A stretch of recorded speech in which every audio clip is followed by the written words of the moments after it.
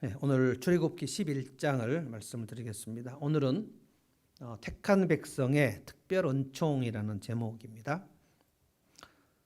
우리 주님의 산상보훈에 보면 마태복음에 일반 은총에 대해서 말씀하셨는데 은총은 일반적으로 일반 은총이 있고 특별 은총이 있는데요. 일반 은총은 하나님께서 신자나 불신자나 가리지 않고 내리시는 그 은총을 말합니다. 햇볕을 주시는 것이나 비를 내리시는 것, 이런 것들, 그리고 우리가 필요한 일상의 모든 공기나 또 자연 만물, 이런 것들은 일반 은총에 속합니다. 이 일반 은총은 신자든지 불신자든지 하나님 아버지께서 내리시는 거다라고 얘기하셨습니다. 그런데 이제 오늘은 특별 은총에 대한 얘기입니다. 하나님이 택한 백성들은 특별한 은총이 있습니다. 특별히 하나님께서 공급하시는 은총. 구약 백성도 그렇고 신약 백성도 그렇고 하나님이 택한 백성들, 그러니까 아직 예수님을 믿지 않는다 할지라도 하나님이 택한 백성이 있을 수 있습니다. 지금 이스라엘 백성들이 출애굽을 경험하지 않았는데 출애굽 사건이 우리에게는 구원받은 사건과 거의 비슷한 건데, 출애굽을 받지 않았지만 하나님은 아브라함의 자손이라고 해서 택한 백성이라고 하셨거든요. 그래서 이 출애굽 사건에서 어떤 일을 하나님이 하시는가를 우리가 보면, 우리가 예수 믿고 구원받은 백성이 되면, 하나님의 자녀가 되면 하나님이 특별 관리를 하시겠다고 약속하셨는데, 그 이 출애굽 사건을 잘 묵상해 봄으로써 우리에게 어떤 특별 은총이 있는가도 우리가 알 수 있다는 거예요. 이제 11장은 10번째 재앙을 얘기합니다. 1절을 제가 한번 읽어보겠습니다. 10번째 재앙입니다. 주님께서 모세에게 말씀하셨다. 여러분이 새 번역을 읽을 때 주님이라고 하는 단어는 모두 여호와로 바꾸어서 생각하시면 좋을 것 같습니다. 여호와라고 번역했으면 훨씬 좋을 뻔했어요. 여호와께서 모세에게 말씀하셨다. 내가 이제 바로에게와 이집트 땅 위에 한 가지 재앙을 더 내리겠다. 그렇게 한 다음에야 그가 너희를 여기에서 내보낼 것이다. 그가 너희를 내보낼 때는 여기에서 너희를 마구 쫓아낼 것이다. 그러니까 한 가지 재앙이 더 있어야 된다는 거예요. 이게 10번째 재앙입니다. 이제 출애굽이 임박했습니다. 12장에 보면 이제 6월절이 있고요. 그리고 13장에는 이제 출애굽을 합니다. 그러니까 우리가 예수를 믿을 때, 우리가 죄의 종노릇 하다가 예수 믿고 하나님의 자녀가 되는 이 사건이 이제 구약 출애굽 11장, 12장에 다 나옵니다. 오늘 이스라엘 백성들에게 하나님께서 내가 너희들을 위하여 하겠다는 말씀이 두 개 나오는데, 이게 특별한 은총입니다. 이집트에는 내리지 않아요. 하나님의 백성인 이스라엘 백성에게만 내려요. 그게 12장에 나오는 6월절입니다. 이 6월절은 10번째 재앙에 하나님께서 이스라엘 백성들에게만 주신 은총입니다. 모든 장자가 죽는 날, 이스라엘의 장자들이 죽지 않고 살아나는 날, 재앙이 넘어가는 날, 이게 6월절입니다. 그리고 이제 우리가 좀 생각을 해볼 것이, 이 6월절을 경험하는 사람들, 다시 말하면 이제 제가 설명 좀 하겠습니다만, 6월절은 십자가를 얘기하는 거고요. 왜냐하면 6월절 어린 양의 피, 이것은 십자가에 설리신 예수님의 피를 가리키는 것이어서 구약이나 신약이나 다 예수 그리스도의 피가 없으면 안 되는데, 구약은 어린 양의 피, 짐승의 피, 신약은 그 짐승의 피가 아니라 본래 하나님이 마련하신 예수 그리스도의 피, 이것입니다. 근데 이 6월절을 경험하는 이 백성들에게 하나님이 놀라운 얘기를 하나 하셨는데, 그게 전리품을 요구하라는 겁니다. 이스라엘 백성들에게 하나님께서 이집트에서 나갈 때, 출애굽할 때 너희가 이집트 백성들에게 금덩이 은덩이를 강력하게 요구해서 갖고 나가라. 그들이 너희들에게 줄 것이다.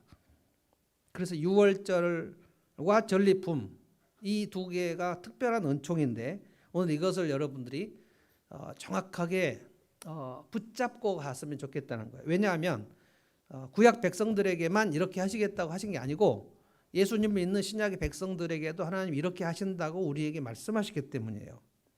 근데 이 말씀을 이스라엘 백성들이 잘 믿기지 않지만 순종합니다. 유월절도 순종했고요. 그 다음에 이 전리품을 요구하라는 말씀도 이스라엘에 순종했는데 놀랍게도 이집트 사람들이 그 금덩이 은덩이를 거침없이 다 내줬다는 기록이 나와요. 이거 굉장히 놀라운 그 내용이 여기 있습니다. 이것이 이제 특별 은총입니다. 이집트인들에게는 하나님께서 내려주시지 않아요. 그래서 저는 이렇게 생각합니다. 택한 백성들에게, 택한 백성이라고 할 때는 예수 믿은 사람들, 우리들, 그리고 이제 예수 믿을 사람들, 저는 그렇게 믿어요. 예수 믿는 사람 주변에 있게 되는 VIP들은 하나님이 택하셨을 가능성이 매우 높다. 왜냐하면 저 택하셨다라고 말씀드릴 수 없습니다. 왜냐하면 그가 끝까지 완악하게 하나님을 거부할 수도 있기 때문에. 우리 인간에게 자유의지가 있어서 하나님이 택하시면 아무리 예수 믿지 않고 싶어도 예수 믿게 되는 그런 일은 없습니다. 끝까지, 바로 왕은 오늘 끝까지 완악하게 10가지 재앙을 통해서 하나님께서 말씀하신 것 중에 하나는 뭐냐면 바로 왕의 완악함. 바로 왕은 끝까지 하나님께 항복하지 않습니다. 이게 이제 악인의 길은 망한다라고 할 때 그 악인의 모습입니다. 악인들의 특징은 완악함이에요. 제가 이제 이번 한 주 내내 이 바로의 완악함에 대해서 음성 파일로 말씀을 드렸는데, 이 완악함이라는 말은 마음이 돌 같다는 뜻입니다. 마음이 딱딱해요. 영어 성경에는 그냥 하드하다 그랬어요. 마음이 강팍하다는 거예요. 강팍하고 완악해요. 두 가지를 할 수 없어요. 겸손해지지 않아요. 그래서 하나님 말씀에 순종하지 않아요. 그래서 교만하고 하나님을 대적한단 말입니다. 그러니까 신자들도 마음이 딱딱해지면 이건 경화 증상이죠. 간 경화, 동맥 경화. 그런데 이제 그 마음이 딱딱해진다는 것은 하나님의 말씀에 대하여 내 영혼이 딱딱해진다는 거예요. 그래서 하나님 말씀이 들어올 수 없어요. 딱딱하니까. 근데 그것은 그가 하는 겁니다. 그가. 굉장히 그 이해하기 어려운 말씀이 여호와께서 바로 왕의 마음을 완악하게 하셨다는 표현이 여러 번 등장하는데 여러분이 오해하실 필요 없어요. 그것은 하나님께서 완악한 바로 왕의 마음을 강제로 부드럽게 하지 않으셨다는 뜻입니다. 내가 하나님 말씀을 거부하려고 할 때 하나님께서 강제로 내가 하나님 말씀 거부하지 못하게 들어오시는 법은 없어요. 성령이 우리 안에 들어오시지만 성령께서 우리의 육체의 소욕을 강제로 누르시지 않습니다. 이게 하나님께서 전능하신 하나님이시지만 우리를 강제로 항복시키지 않아요. 식민지를 만드시지 않아요. 근데 바로 왕은 끝까지 그 완악함을 끝까지 고수합니다. 그래서 망하는 겁니다. 그래서 악인의 길은 망한다. 이 말은 그 마음이 완악하다는 거예요. 그래서 하나님께서 완악한 인생은 하나님께서 계속 내리치십니다. 그런데 완악한 사람은 두 종류예요. 신자가 완악하고 또는 택한 백성이 완악할 수 있어요. 그러니까 택한 백성인데 그가 아직도 하나님에 대해서 완악해요. 그러면 택한 백성이 완악하면 하나님께서는 굉장히 그 사람의 삶을 징계하십니다. 제가 세 가지 말씀드렸죠. 하나님이 물질을 끊으시고요. 그리고 건강을 끊으시고요. 그리고 사회적 관계를 끊으세요. 그래서 아주 완악하면 세 가지를 한꺼번에 끊으십니다. 물질과 건강과 사회적 관계를 끊으세요. 그러면 그 인생이 알거지가 돼요. 그때 하나님께 돌아오는 경우가 꽤 있어요. 완전히 다 날아간 상태에서 내가 이렇게 완악하니까 하나님이 내 인생에서 이것을 거두어 가셨구나 라고 깨닫고 완전히 파산된 상태에서 하나님께 돌아오는 경우가 종종 있어요. 하나님의 택한 백성은 완악하면 하나님이 그거를 부숴버립니다. 택한 백성이 아닌 경우에는 하나님께서 그렇게 징계하지 않으실 때도 많아요. 그냥 그 놈이 그냥 끝까지 그 물질과 건강을 가지고 그냥 지옥불에 떨어지도록, 이게 악인의 형통입니다. 그래서 내가 하나님을 완악하게 하나님 말씀에 대해서 거부하고 있는데 내 일이 정말 잘 된다. 그 악인의 형통인 경우가 있습니다. 근데 그가 택한 백성이면 하나님 놔두시지 않아요. 저는 신자들의 가족들, 신자들 중에 불신자 가족들 있지 않습니까? 이들은 하나님이 택하셨을 가능성이 높다고 봅니다. 그래서 그 신자를 통해서 그 가족인 불신자가 구원받도록 하나님께서 섭리하셨을 가능성이 있어요. 그러면 그가 신자인 경우에는 정말 정신 차리고 기도하셔야 됩니다. 왜냐하면 이 사람이 택한 백성이면 그 사람이 완전 알거지가 된 상태에서 하나님의 부르심을 받을 가능성이 있거든요. 그런데 빨리 정신 차리면 질병이나 또 물질이 다 뺏기지 않은 채로 있는 채로 주님 앞에 돌아올 수도 있거든요. 근데 바로왕의 모습은 끝까지 죽을 때까지 하나님께 완악한 마음을 포기하지 않는 그 악인들의 전형적인 모습입니다. 그러니까 망할 수밖에 없는 거예요. 그래서 하나님께서 4절부터 말씀하시기를 내가 이제 오늘 한밤중에 바로왕의 장자를 치겠다. 이게 10번째 재앙입니다. 9가지의 재앙은 하나님께서 직접 그들을 심판하시잖아요. 뭐 파리가 임한다든지 이가 온다든지 독종이 온다든지 메뚜기가 와서 다 뭐 파먹고 한다든지 하나님이 직접 그들을 죽이시지는 않고 계속 하나님이 재앙을 내리시는데 10번째 재앙은 내가 오늘 밤에 이집트로 들어간다 그랬어요. 4절을 제가 읽어보겠습니다. 오늘 모세가 이 말씀을 받고 바로왕한테 전한 메시지예요. 주님께서 말씀하셨습니다. 내가 한밤중에 이집트 사람 가운데로 지나갈 것이다. 하나님 심판하시겠다는 겁니다. 그러면 하나님이 이집트로 직접 들어오시면 뭔가 5절에 이집트 땅에 있는 모든 장자들은 그날 죽는다. 오늘 밤에 죽는다는 거예요. 이 장자를 죽인다는 것은 하나님께서 이스라엘 백성들을 하나님은 내 장자라고 그랬거든요. 이스라엘은 내 장자인데 바로왕 네가 노예로 데리고 있으니까 내 장자를 빼내오기 위해서 너의 장자를 죽일 것이다. 그래서 바로왕의 장자부터 시작해서 맷돌지라는 이집트의 종들의 아들들까지 다 죽이고 그 가축의 첫 새끼들까지 마지들은 다 죽이겠다는 거예요. 하나님 죽이십니다. 그래서 6절에 보십시오. 6절을 어떻게 됩니까? 이집트 온 땅에서 이제까지도 없었고 앞으로도 없을 큰 곡성이 될 것이다. 이것을 전무후무라고 하죠. 전무후무. 한 번도 경험하지 못했던 큰 통곡 소리가 들릴 것이다. 여러분 이것이 저는 이 땅의 마지막 최후의 심판 때 있을 큰 곡성의 예고편이다 그렇게 봅니다. 끝까지 하나님을 대적하는 사람들은 마지막 날에 남은 것이 심판밖에 없어요. 영원한 형벌입니다.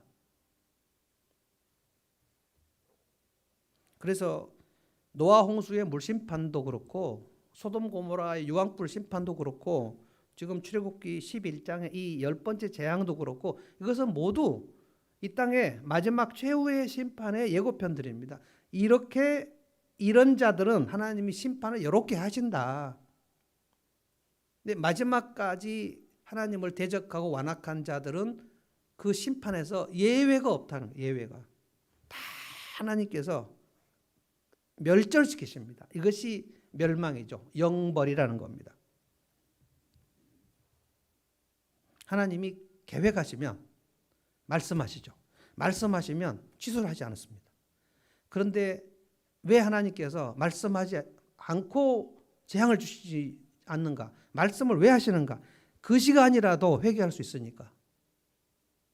오늘 만약에 바로왕이 하나님 앞에 항복하고 회개하고 이 열 재앙이 오기 전에 이스라엘 백성들을 내보내면 그러면 그 완악함이 부드러워지는 거 아닙니까? 완악함이 부드러워지면 말씀 겸손해지고 순종하고 회개하게 되죠. 그러니까 이런 과정들이 없으면 내가 겸손하게 되면 순종하고 회개하게 되는 거거든요. 이런 일들은 하나님 앞에 복을 받는 그런 특징들인데 완악해지면 이런 일을 하지 않아요. 회개하고 순종하고 내가 무슨 말씀에 어떻게 순종하고 묵상을 하지 않아요. 근데 묵상을 하지 않으면 쓰잘데없는 생각만 하게 되는데 이 쓸데없는 생각, 공상이나 잡생각, 잡념 이것들은 영혼이 잠들었을 때 일어나는 현상들입니다. 우리의 생각에는 잡념이 들어오거나 묵상이 들어오는 둘 중에 하나밖에 안 들어와요. 묵상이 들어오면 잡념이 사라지고 잡념이 들어오면 묵상이 사라져 버려요. 그래서 내가 이렇게 막 어둡고 무서운 생각이나 잡념이나 염려나 왜 이렇게 자꾸 나는 이렇게 두려운 생각만 들지? 그가 최근에 하나님의 말씀을 많이 먹은 기억이 없기 때문에 그렇습니다. 좋은 것이 안 들어오면 나쁜 게 가득 들어오는 거거든요.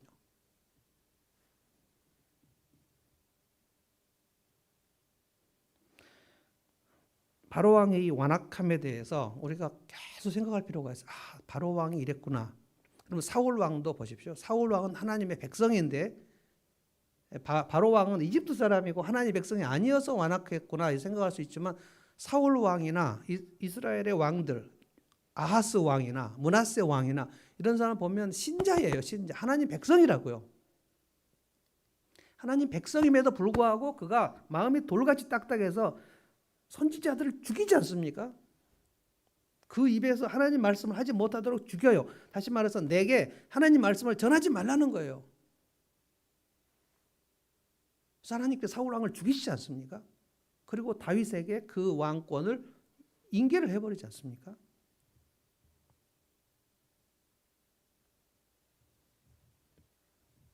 그런데 이제 오늘 7절을 보면 여기서부터 특별 은총입니다. 7절 읽겠습니다. 제가 그러나 이집트의 개마저 이스라엘 자손을 보고서 짓지 않을 것이다. 그러니까 그날 오늘 밤에 하나님께서 이집트에 들어가서 바로의 장자부터 다 죽이시는 날 이스라엘 땅이 사는 그 고센 땅에는 이집트의 개들도, 왜냐하면 고센 땅 주변에 다 이집트 사람이 사니까 고센 땅은 오늘날로 말하면은 그 LA 한인 타운 같은 겁니다. 미국 사람들이 살고 있는데 한인들이 가서 거기서 살고 있는 한인 마을 같은 것이 이스라엘의 고센 땅이에요. 이집트 안에 있는 이스라엘 땅. 근데 그 땅에 하나님의 심판이 임하지 않을 것을 지금 얘기한 거예요. 이집트의 개들도 이스라엘 자손을 보고 짓지 않을 거다. 사람뿐 아니라 짐승을 보고서도 짓지 않을 것이다. 이는 나 주가 이집트 사람과 이스라엘 사람을 구별하였다는 것. 이것입니다. 구별.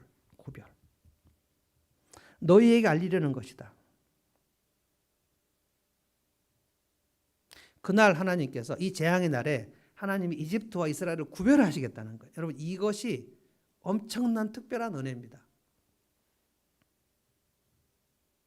이집트에는 재앙의 날인데 이스라엘에게는 평안한 날. 그 날이 이집트에는 심판의 날이고 이스라엘에게는 구원의 날, 출애굽 날입니다. 이날 밤에 이스라엘이 출애굽하거든요.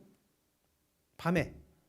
그래서 하나님께서 이제 유월절을 마련하라고 그러셨는데 내가 이스라엘을 구별하겠다는 거예요.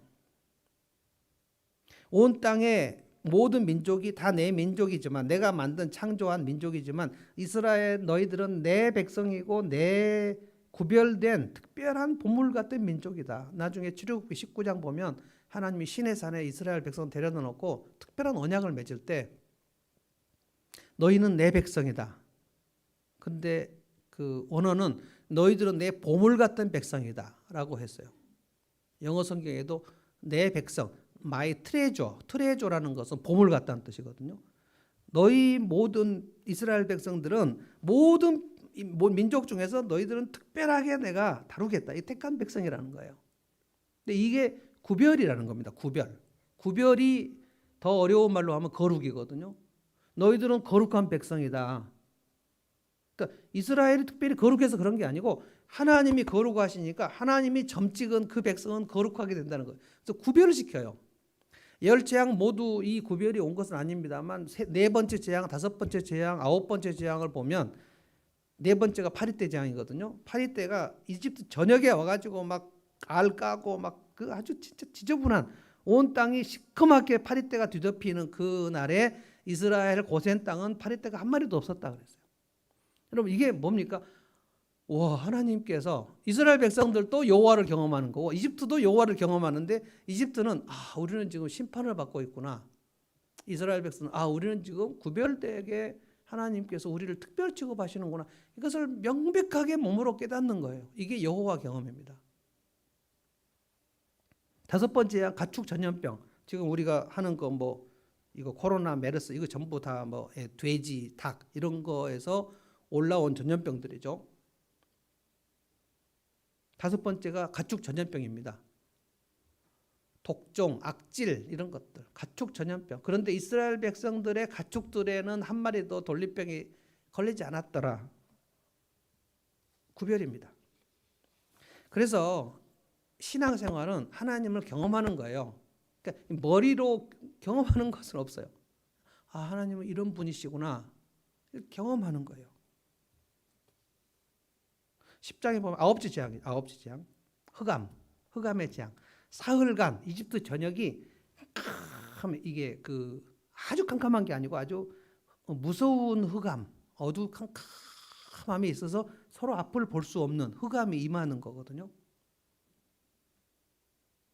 요한계시록에도 마지막에 이 땅 전체가 어둠으로 캄캄하게 임하게 될 것이다. 영적으로도 어둡게 될 것이다. 실제로도 어둡게 될 그러니까 이 지구의 수명이 다 이렇게 사라지는, 그러니까 그냥 지구가 늙어서 그냥 수명이 다하는 상태를, 사람들의 마음도 어두워지고, 마음이 어두워진 게 뭡니까? 우울증이죠. 그래서 앞으로 우리는 점점 잘 살게 될 것입니다만 앞으로 점점 우리의 마음은 어두워진 사람들이 많아질 거예요.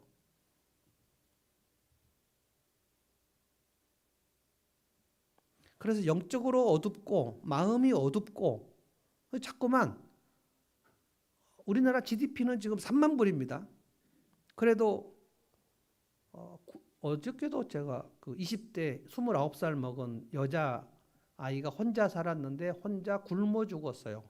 그래서 10일 후인가 혼자 사는 그 원룸에서 생활고로 그냥 죽은 그것을 발견했어요. 그러니까 지금도 우리나라가 잘 산다고 하지만 지금도 굶고 있는 사람들, 전기세, 수도세 못 낸 사람들 정말 많습니다. 정말 우리나라 정치인들은 정신을 차려야 돼요. 앞으로 이 일들은 대한민국이 잘 살게 되면서 마음이 우울해진 사람들은 점점 많아질 겁니다. 저는 앞으로 은퇴하고도 할 일이 많을 것 같아요. 상담할 사람이 너무 많아요. 마음이 우울하니까. 이게 어둠이 쫙 이집트 전역에 사흘간이나 임했다는 거예요. 그런데 놀랍게도 이스라엘 사람들이 그걸 경험해요. 자기들이 살고 있는 고센 땅, 거기에는 빛이 임했다는 거예요. 빛이. 제가 출애굽기 10장 23절 읽어보겠습니다. 10장 23절 제가 읽겠습니다. 사흘 동안 사람들은 서로 볼 수도 없었고 제 자리를 뜰 수도 없었다. 그러니까 이집트 온 땅에 사흘간 짙은 어둠이 내린 거예요. 그 사람들이 서로 보이지가 않아요. 어둠 속에서. 그러니까 태양이 가리워졌다는 뜻입니다. 그러나 이스라엘 자손이 사는 곳에는 어디에나 빛이 있었다. 이걸 이스라엘 백성은 경험하는 거예요. 지금. 아, 하나님께서 우리에게 빛을 주시는구나. 저는 그래서 크리스찬들이 우울증에 걸리지 않는다, 뭐 이렇게 저는 그렇게 말하지 않습니다. 얼마든지 걸립니다. 그런데 어떻게 하면 걸리는가?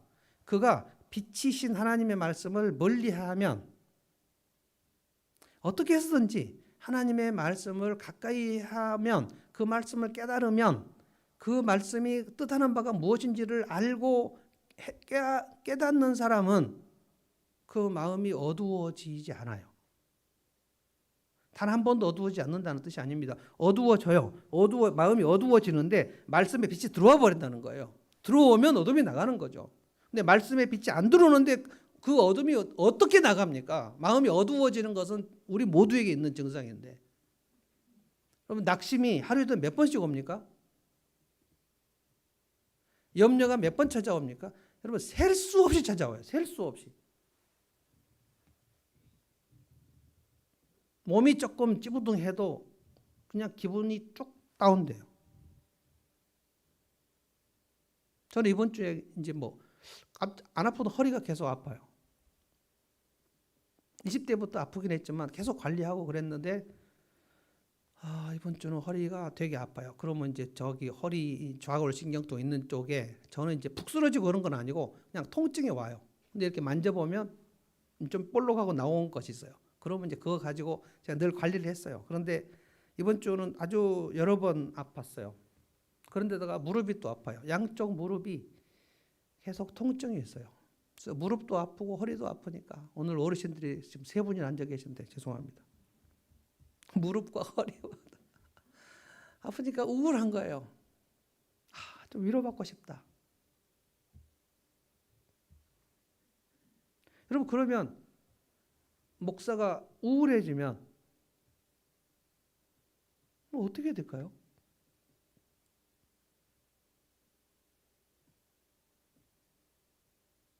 어떻게 해서라도 하나님 말씀을 집어 먹어가지고 이 말씀이 뜻하는 것이 무엇인지를 알아야 돼요.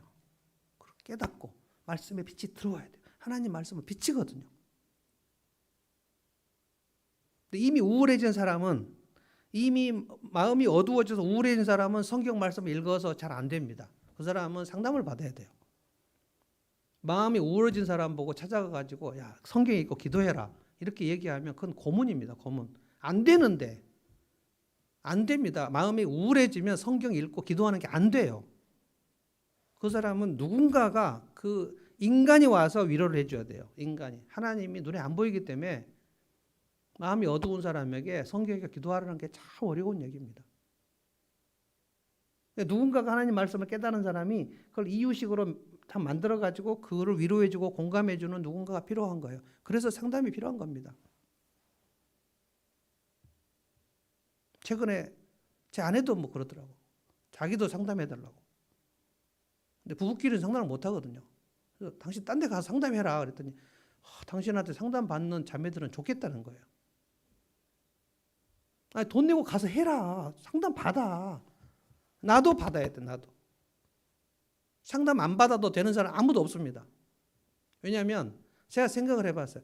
지금 대한민국에서 위로를 안 받아도 되는 사람이 있을까? 여러분 생각해 보십시오. 위로 받고 싶지 않습니까? 위로 나 안 받아도 돼 이런 사람이 있을까요? 이 사람은 굉장히 일을 열심히 하고 막 왕성하게 일하니까 이 사람에게는 위로가 필요 없겠네. 거짓말입니다. 정말 착실하게 일하는 사람 위로 필요합니다. 낑낑대면서 하고 있거든요. 지금 우리가 볼 때 저 사람은 왜 이렇게 삶이 이렇게 질서가 없고 되게 어렵게 살까? 무책임하고 말이죠.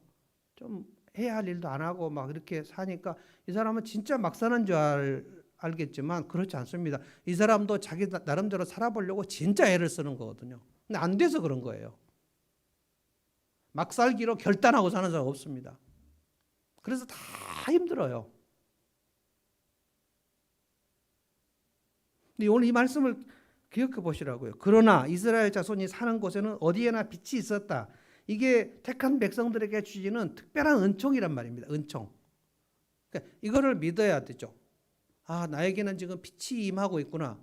그러면 창문을 열면 되는 거예요. 창문을 닫아놓고 커튼을 닫아놓고 말씀을 먹을 모든 길을 차단해놓고 나는 왜 이렇게 빛이 안 오지?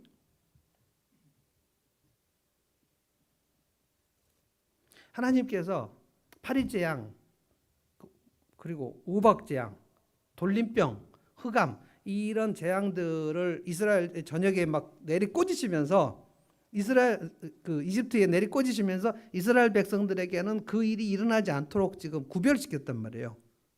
그리고 이제 마지막 10번째 재앙에 이 말씀하신 겁니다. 12장에 내가 오늘 밤에 이집트로 들어가서 바로의 장자들과 다 죽일 텐데 이제 이스라엘 너희들은 유월절을 지켜라.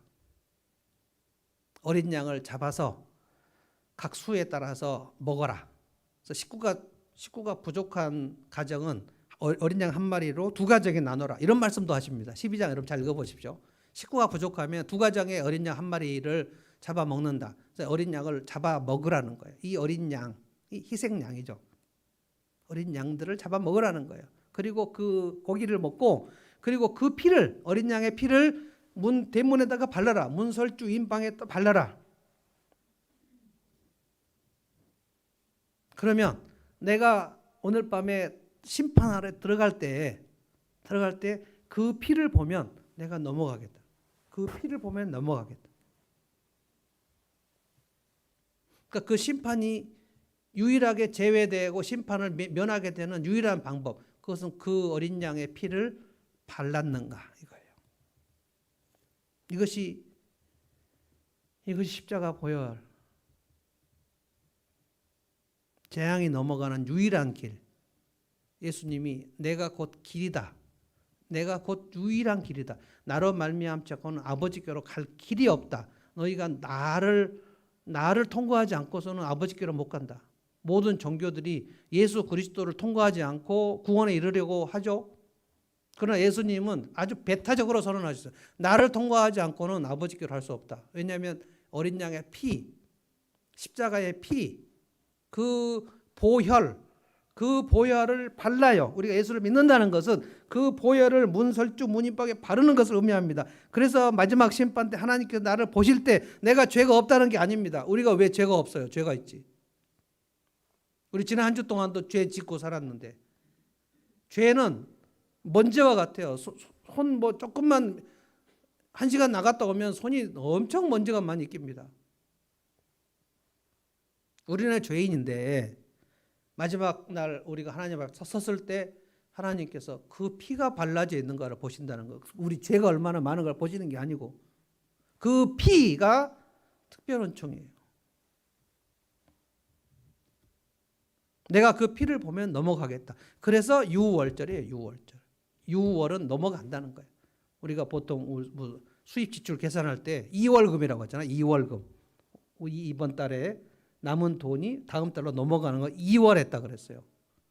근데 6월은 넘을 월이에요. 재앙이 넘어가는 거예요. 마지막 날. 여러분이 우리 인생의 마지막 날이 온다는 것을 알고 계시죠? 옵니다. 반드시 와요. 어떤 사람에게 먼저 올지 몰라요. 우리는 반드시 죽습니다. 그리고 이 땅은 반드시 멸망합니다. 그 마지막 날에 우리를 마지막 심판에서 건질 유일한 것은 주님, 내가 예수님의 보혈을 믿습니다. 십자가를 믿습니다. 그 십자가의 피가 내 죄를 다 덮었고 그 피가 내 죄를 씻은 줄 믿습니다. 이거 하나밖에 없어요. 이게 특별 은총이라는 거예요. 하나님이 오늘 이스라엘 백성들에게 이 말씀을 지금 해주십니다. 이집트인들에게는 안 해주십니다. 그런데 뭐라 그랬냐면은 그 피를 바른 그 집으로 어떤 민족도 들어와도 좋다 그랬어요. 그래서 여러분 12장 13장 읽어보면 다른 민족들, 이스라엘 민족이 아니고 아브라함 자손이 아닌 다른 민족들도 그 집으로 오늘 밤에 들어갑니다. 그러면 장자가 죽지 않았어요. 만약에 이집트 사람들도 이스라엘 피를 바른 그 집 안으로 그날 저녁에 피했으면 그 이집트의 장자는 죽지 않습니다. 우리가 상상해 볼 수 있는 것은 바로의 신하들 중에 어떤 사람이 있었습니까? 우박재앙일 때 내일 우박재앙이 오는데 그 우박은 너무 무거워서 그냥 다 죽는다. 들판에 있는 종들은 다 죽는다. 들판에 있는 가축들도 다 죽는다. 그랬을 때 바로의 신하가 둘로 나눠졌다 그랬죠. 여호와의 말씀을 믿고 두려워하는 자들은 자기 종들과 가축들을 들판에서 집으로 다 불려들였다는 거예요. 저는 그들 중에 몇 명은 이날 밤에 어린 양의 피를 바른 그 집으로 들어가지 않았을까 상상해 봅니다. 하나님께서 이 특별언정에 참여할 수 있는 기회를 원천 봉쇄하진 않았어요. 어떻게 구원받을 수 있는 기회를 원천 봉쇄할 수 있습니까? 지금도 예수 믿을 그 기회가 얼마나 많습니까? 언제 죽을지도 모르는데 예수 믿을 기회는 널려 있는데 그 인생이 언제 죽을지 모른단 말이에요. 그래서 우리가 VIP를 위해서 기도하는 겁니다. 그 사람이 더 이상 완악하게 되지 말고 하나님 앞에 항복하고 나오도록. 두 번째, 이 6월절 특별언총을 받은 이스라엘 백성들에게 주시는 그 얼른 이해하기 어려운 말씀 2절 말씀. 이제 너는 백성에게 일러서 남자는 이웃에 사는 남자에게, 그러니까 이스라엘 남자들은 이집트의 남자들에게 가라는 거예요. 여자는 이웃에 사는 여자에게 은부치와 금부치를 요구하게 하라. 금덩이 은덩이 금은 보화를 출애굽하는 날 저녁에 지금 하나님이 열 재앙을 심판하시기 전 한 몇 시간 전입니다. 그날이 이제 출애굽한 날이에요. 그런데 남자들, 이스라엘 남자들은 이집트의 남자들에게 찾아가라. 그거는 지금 이스라엘 노예들인데요. 노예들이니까 이집트의 남자들을 찾아가라는 건 자기 집 주인에게 가라는 뜻입니다. 여자들 노예들은 여자 자기 안주인에게 가라는 거예요. 이웃 사람인데 주인과 주종 관계를 했으니까. 가서 오늘 우리 출애굽하는 날인데 오늘 독립한 날이에요. 그런데 금덩이 은덩이를 달라고 요구해라는 거예요. 여러분 이거를 이스라엘 백성들이 이 말씀을 받을 때 이게 곧이곧대로 믿어졌을까? 엄청 찾아가서 금덩어리를 요구하기가 엄청 두렵지 않았을까요? 지금 노예 생활이 430년입니다. 400년이 넘게 노예 생활을 했으니까 아주 지금 이 출애굽하는 사람들은 태어나기 전부터도 노예였고 자기 할아버지도 노예였고 자기 조상도 노예였고 나는 태어났을 때부터 노예들이에요. 그러면 노예 정신이 들어가 있는데 자기 주인에게 한마디도 못하고 이렇게 굽신굽신하고 있다가 갑자기 주인에게 찾아가서 금덩이 내놓으시오. 오늘 나갈 테니까 이 얘기가 가능하냔 말이에요. 믿기가 어려운 얘기입니다. 너무 하나님 이스라엘 백성을 좀 하드하게 다루세요. 말도 안 되는 상황이에요 지금. 그리고 보세요. 이집트 사람들이 이스라엘의 하나님 여호와로부터 지금 9번째 재앙까지 막 내리 공격당하는 시간입니다. 첫 번째 바로 왕에게 모세가 찾아갔을 때 처음 기억하십니까? 하나님이 말씀하셨는데 내 백성을 내보내라. 그 말씀을 던졌는데 바로 왕의 첫 반응이 뭐냐면 이것들이 지금 게을러 빠져가지고 너희들이 오늘부터 작업할 것은 짚을 주지 않을 것이니까 너희가 벽돌 생산량은 조금도 감하지 못하고 짚을 주지 않겠다. 그래서 엄청나게 탄압을 해버렸거든요. 내 백성을 보내라는 말씀 한마디에 바로 왕이 굉장히 분노했습니다. 이것들이 지금 무슨 소리하고 가서 빨리 벽돌이나 생산해와라. 그래가지고 이스라엘 백성들이 모세를 막 원망하지 않았습니까? 당신이 왜 나타나가지고 우리가 벽돌을 생산하는데 그 전에 집이라도 줬는데 집도 안 주고 벽돌을 생산을 하니 당신이 우리를 지금 망하게 하고 있다고 모세를 막 원망했던 그 시간들이에요. 그런데 하나님이 지금 9제까지 재앙으로 막 파리로 막 날리고 이로 날리고 막 전염병 돌고 우박으로 죽이고 막 그 초토화된 상태에서 이제 마지막 10번째 재앙이 남았는데 10번째 재앙이 오늘 오는다는 것을 바로왕한테 알리고 하나님이 모세한테 이스라엘 백성들에게 가서 각 전부 주인들에게 가서 금덩이 은덩이 보화를 달라고 해라. 뭐가 이뻐서 지금 노예들이 나가는데 금덩이 은덩이를 주겠습니까? 그리고 이 노예들이 나가버리면 이집트는 아주 손해가 막심합니다. 그러니까 이 더러운 그 3D 업종이라고 하죠. 3D 업종을 이스라엘 노예들이 다 했는데 그래서 미국, 영국에서 흑인 노예들을 해방시킬 때 남북 전쟁이 일어날 정도로 이 미국 남쪽 사람들이 그 목화밭 할 때 흑인들이 다 노예로 해가지고 목화밭을 생산하고 그래가지고 미국 남부는 노예 때문에 모든 그 부자를 만들었는데 링컨 대통령이 노예를 해방하자 그러니까 남쪽이 북쪽이 전쟁을 하지 않았습니까? 그러니까 노예들이 그냥 나가겠다고 할 때 주인들은 굉장히 분노하는 거거든요. 그러니까 지금 나가면 바로 그 허드렛 일을 다 주인들이 다 해야 되는데 뭐 때문에 지금 내보내겠습니까? 그런데 노예들이 와서 나가겠다고 금덩이 은덩이를 요구해요? 자기 재산들이 지금 나가는 건데. 근데 여러분 3절을 보십시오. 3절을 읽어보면 와, 이 말씀이 이게 특별 은총이 아닌가. 3절 제가 읽어볼게요. 주님께서 여호와께서 이집트 사람들이 이스라엘 백성들에게 호감을 가지게 하시고 뭔 소리일까요? 이게 호감을 가지게 하셨다. 이스라엘 노예들이 오늘 밤에 우리 나갈 거니까 금덩이 은덩이 내놓으시오 하고 말할 때 하나님이 그 이집트 사람들 주인들의 마음에 이 사람들이 굉장히 좋게 보이도록 만들어 버렸어요. 영어 성경에는 favor라는 단어를 썼습니다. favor. favor는 호의를 베풀다라는 뜻이거든요. 그러니까 이 이스라엘 백성들이 나가는데 뭐라도 막 주고 싶은 그런 마음이 들게 하셨다는 거예요. 엄청난 은혜입니다. 이스라엘 그 노예들이 그날 저녁에 가서 하긴 했는데 아마 굉장히 쭈삣쭈삣 얘기하지 않았을까 싶어요. 우리가 금덩이가 필요한데 우리가 갖고 가야 되는데 갖고 가도 될까요? 막 이렇게 얘기하지 않았을까요? 해본 적도 없는데. 근데 그 얘기를 끄집어냈는데 이집트 사람들이 막 반색을 하면서 뭐가 필요한데 막 그래서 막 주고 막 창고에 열고 막 주고 꺼내서 주고 뭐가 더 필요하냐고 막 얘기했다는 거예요.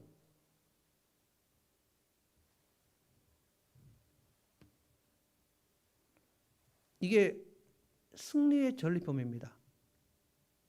하나님이 다 이기신 전쟁, 하나님이 승리한 전쟁을, 그 전쟁의 승리의 전리품을 하나님의 백성은, 이스라엘 백성은 너희들이 다 가지라는 거예요. 이것이 하나님의 백성, 택한 백성들에게 특별한 은총으로 하나님이 주시겠다고 약속한 패키지 속에 들어있다는 거예요.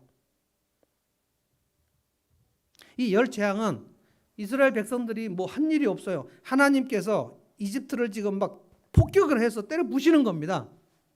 그 이집트의 신들을 벌하시면서 막 벌하셔요. 그리고 이제 마지막 바로 왕의 아들부터 시작해서 죽이시겠다는 거예요.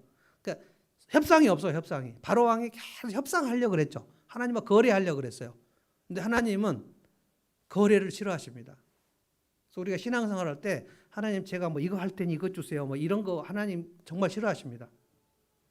뭐 이번 일만 잘 되게 하시면 새벽기도 나가겠고, 뭐 이번 사업이 잘 되면 수요예배 나가겠고, 뭐 이번에 돈을 많이 벌게 해주시면 제가 뭐 집사가 되겠고, 뭐 이런 거 하나님 진짜 싫어하세요.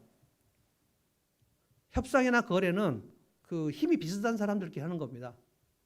하나님하고 우리 피조물이 우리가 무슨 협상을 해요? 순종하거나 불복하거나 하는 거지. 바로 왕이 끊임없이 하나님과 협상하려고 그랬는데 하나님 들어주지 않았습니다. 그냥 부수시는 겁니다. 그러고 나서 하나님이 승리한 그 전쟁에서 이집트를 쳐부수고 나서 이스라엘 백성들에게 너희가 가서 전리품을 가져가라. 이게 이스라엘 백성들에게 무슨 경험이었을까? 와, 하나님이 진짜 우리를 잘해 주시려고 작정을 하셨구나. 하나님 우리 편이시구나. 이게 여호와의 경험을 하는 겁니다. 이집트 사람들은 와, 하나님은 진짜 이스라엘 편만 드시는구나. 오늘 어떻게 하지? 저 이스라엘이 나갈 때 이제는 군수리 하지 말고 달라는 대로 다 줘야 되겠네. 안 그러면 우리가 다 죽겠구나 라는 생각을 하게 만드시는 거예요. 지금 이스라엘에 출애굽하면 그때부터 뭐가 필요할 것인가, 하나님은 그것을 이미 챙기시는 겁니다. 그래서 그것을 어떻게, 이 필요한 것을 어디서 구할까를 하나님 이집트 사람들에게 가서 공급원, 이스라엘 백성들, 자기 백성이 지금 살아갈 그 생계 그리고 필요한 것들을 어디서 구해야 할지 공급원을 찾아서 거기 가서 요구하라고 얘기하신 거예요. 납득이 안 되는 상황입니다. 하나님이 얼마나 택한 백성들을 사랑하시는지를 이 말씀을 통해서 나는 그동안 하나님의 택한 백성으로 전리품이 뭐였을까 생각해 보셔야 돼요. 다 주셨는데 이것이 전리품인지 뭔지 아무것도 모르고 그냥 이거 그냥 당연한 거 아닌가? 12장 36절 제가 한번 찾아 읽어보겠습니다. 12장은 이제 6월절 그 한 밤입니다. 그날 밤 막 그 하나님께서 열 재앙을 이제 실행에 옮기셨어요. 바로 왕의 장자부터 시작해서 다 죽었습니다. 12장 29절 제가 읽어보겠습니다. 29절 한밤중에 주님께서 이집트 땅에 있는 처음 난 것들을 모두 치셨다. 임금 자리에 있는 바로의 마다들을 비롯하여 감옥에 있는 포로의 마다들과 짐승의 맏배까지 모두 치시니 바로와 그의 신하와 백성이 그날 한밤중에 모두 깨어 일어났다. 이집트에서 큰 통곡 속에 났는데 초상당하지 않은 집이 한 집도 없었다. 그 시간에 바로가 모세를 부릅니다. 야, 이스라엘 백성 빨리 데리고 다 빨리 떠나라. 이제 죽을 것 같으니까. 33절 이집트 사람은 우리 모두 다 죽게 되었다 하면서 이스라엘 백성에게 어서 이 땅에서 떠나라고 재촉하였다.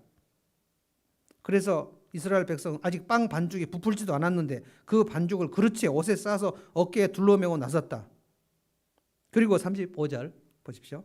진짜 흥미로운 장면입니다. 이스라엘 자손은 모세의 말대로, 모세의 말이 뭐냐면 이집트 사람들에 가서 금덩이 은덩이를 요구하라는 그 말대로 가서 이집트 사람에게 은부치와 금부치와 의복을 요구하였고 36절 주님께서는 여호와께서 이스라엘 백성이 이집트 사람에게 환심을 사도록 하셨으므로 이집트 사람들은 이스라엘 자손의 요구대로 다 내어주었다. 마지막 문장이 진짜 웃긴 거예요. 이렇게 하여서 그들은 이집트 사람들에게서 물건을 빼앗아 가지고 떠나갔다. 부탁한 게 아니고 빼앗아 가지고, 이 빼앗아 가지고라는 단어는 그 전쟁에서 노략을 했다는 뜻입니다. 약탈을 했다는 뜻이에요. 플런더라는 말이에요. 그러니까 우리 여호수아 군대가 여리고 들어가 갖고 여리고 성이 다 멸한 다음에 여호수아 군대 가서 닥치는 대로 약탈을 했습니다. 승리한 군사들은 패전한 성에 들어가면 약탈을 하는 겁니다. 그런데 지금 자기들의 마다들이 다 죽고 지금 통곡 소리가 나는 초상집에 가가지고 나갈 테니까 음덩이 금덩이 달라고 얘기한 거예요. 진짜 이래서는 안 되죠. 초상집에 가서 꿔준 돈 갚으라고 막 얘기하면 됩니까? 그 초상은 지나야죠. 근데 지금 이거는 초상날 저녁입니다. 하나님이 이집트 사람들을 사정을 안 봐주시는 거예요.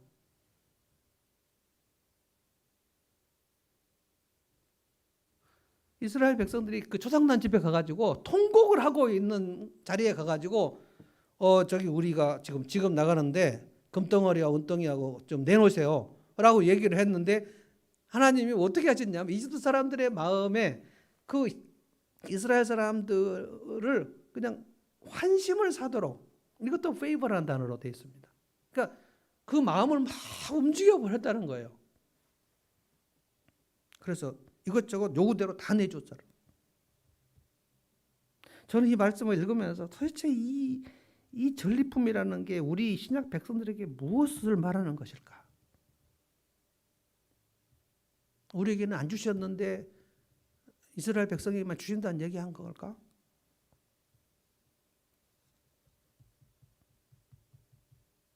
하나님이 승리하신 전쟁을 하나님의 백성들에게 전리품을 챙기라고 하시는 그 뜻이 무엇일까?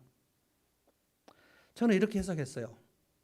우리 인생길에 필요한 사람들, 그리고 필요한 것, 우리가 오늘까지 살면서 필요한 것, 하나님이 우리에게 허락하신 거, 이거 다 전리품이었구나. 우리의 직장, 우리의 친한 사람들, 나에게 위로를 해줬던 사람들, 그리고 그들이 나에게 주었던 물질. 저 여러 번 얘기했지만 2018년에 진짜 우울했는데 가정교회 목사님들이 이 사람 저 사람 찾아와가지고 돈 주시고요. 여러 번 50만 원도 들어있고요. 그때 우리 어려워가지고 재정을 완전히 삭감해가지고 갑자기 제 사례가 뚝 떨어졌던 시절인데 어떻게 할 방법이 없으니까. 그런데 하나님께서 제 통장에 돈이 없는 것을 아시더라고요. 찾아오게. 미국에서 목회하시는 김인김 목사님이 전화해가지고 나 하늘문교회 가서 설교 한번 할 수 없냐고. 그분이 여기 가서 설교했잖아요. 2018년 7월인가? 하룻밤 여기서 주무시면서. 그걸 저한테 100만 원을 주시더라고요. 근데 자기가 이제까지 누가 어떤 교회에서 설교하라고 오라고 초청 안 했는데 본인이 전화해갖고 설교하러 가겠다고 얘기한 적도 처음이고, 그리고 어느 교회 가는데 내가 거기 가서 돈을 줘야 되니까 그 재정부에 돈을 100만 원을 달라고 얘기한 것도 처음이래요. 여기 와서 설교하시고 난 다음에 저기 고길이 가서 밥 먹었는데 그 얘기 하시더라고요. 내가 왜 지금 이런 일을 해야 되는지 모르겠는데 저는 전화 와갖고 설교하러 오시겠다고 하니까 당연히 제가 존경하는 목사님이 미국에서 전화를 했는데 자기가 호주에 갔다가 한국에 들를 일이 있는데 하늘문교회 설교를 하고 싶다는 거예요.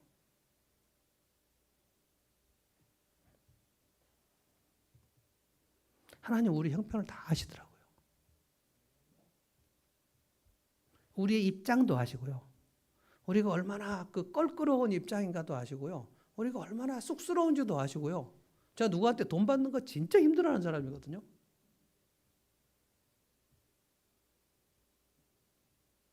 수지에는 어떤 목사님은 갑자기 뭐 밥 먹자 그래가지고 그분하고 그렇게 뭐 자주 밥 먹는 사이가 아니에요. 왜 밥을 먹으러 오라고 할까? 그리고 밥을 먹으러 갔는데 밥을 사주고 나서 커피 마시자고, 또 커피 마시고 나서 우리 교회 잠깐 가자고. 교회 사무실에 들어갔더니 봉투를 주시면서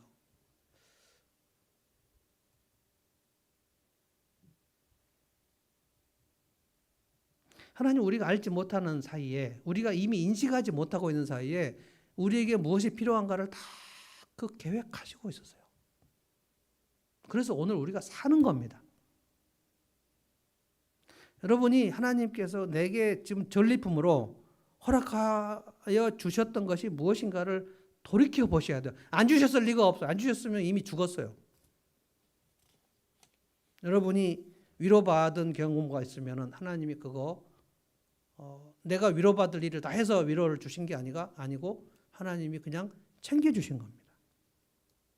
여러분 지금 직장 생활을 하시는 경우, 사업을 하시는 경우 하나님께서 우리가 다 그렇게 직장에서 칭찬받을 일만 한 것은 아닌데 하나님이 그냥 거기에서 생계로 먹고 살도록 하신 겁니다. 지금까지 일터에서 살아남았다면 내가 상사들에게 정말 잘해서 그런 것이라고 생각하시면 안 돼요.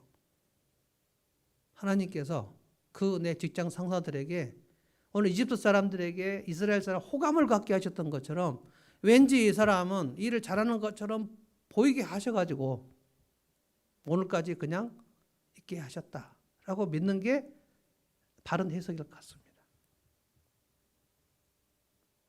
그러면서 하나님 말씀하십니다.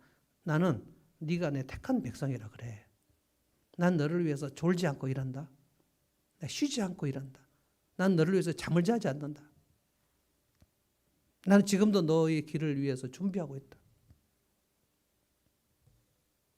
사실 우리끼리 얘기지만 우리가 성도가 아닙니까? 성도들은 구별된 삶을 살아야 되는데 진짜 우리끼리 얘기지만 이거 뭐 우리 세상 사람들이 이 유튜브 안 들어온다고 봅니다.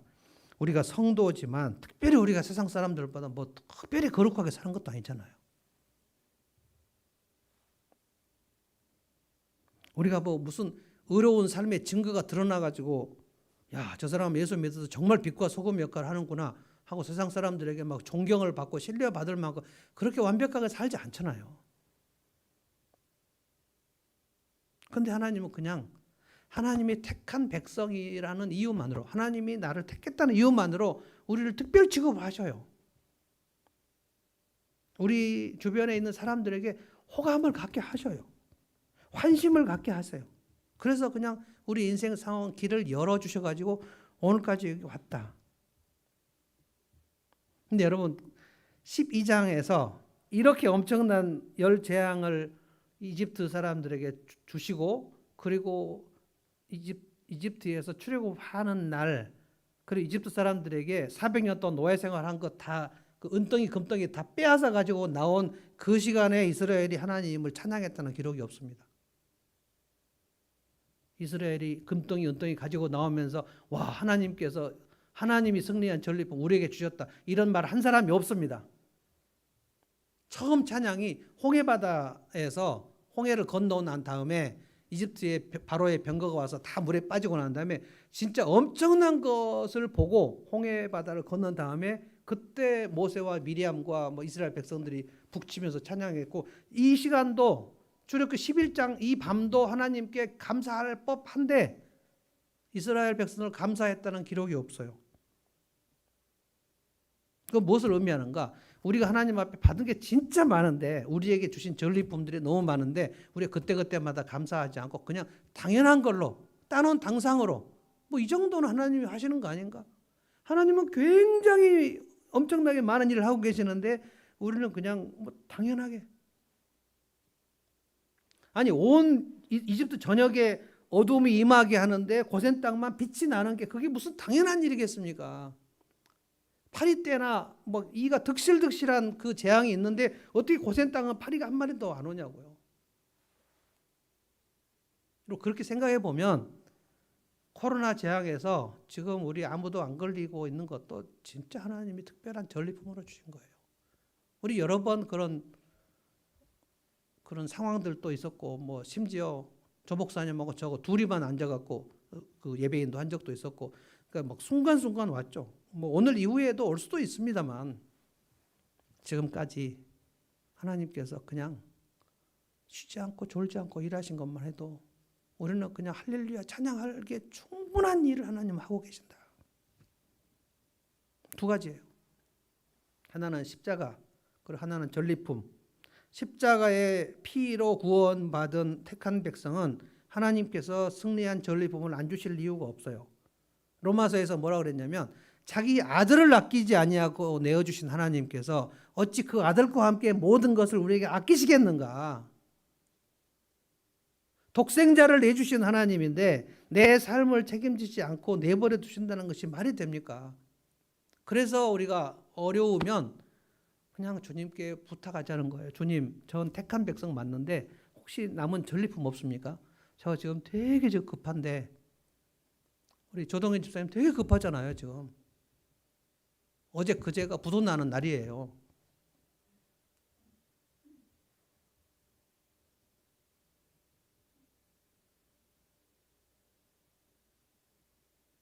근데 그분들이 4월로 연기를 해줬다는 거예요.